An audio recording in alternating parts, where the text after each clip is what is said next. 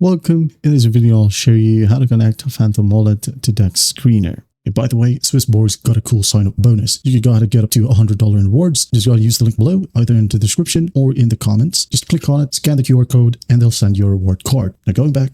Now begin by opening up your Phantom Wallet. And then once it loads, all you need to do is just go to the bottom right, tap on the magnifying glass icon. Or the search function, now go to the top and tap on the search bar. Okay, in here, just type down a DEX Screener. Wait for it to load. And then once it loads, make sure to tap on a DEX Screener, okay, with its logo.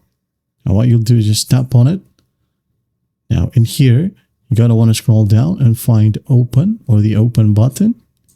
Tap on it and it will open up their website. So what you'll do is just tap on Explore at the top again. And then go ahead and go to Portfolio. Tap on it. Wait for it. And in here, just tap on Add a Wallet. Okay. And here, give it a name. Just type down maybe Phantom.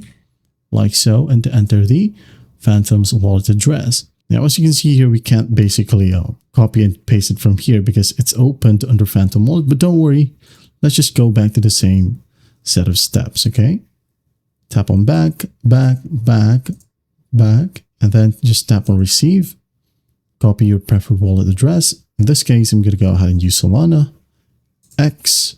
Now go back to the search bar, sites, DEX Screener. Tap on DEX Screener.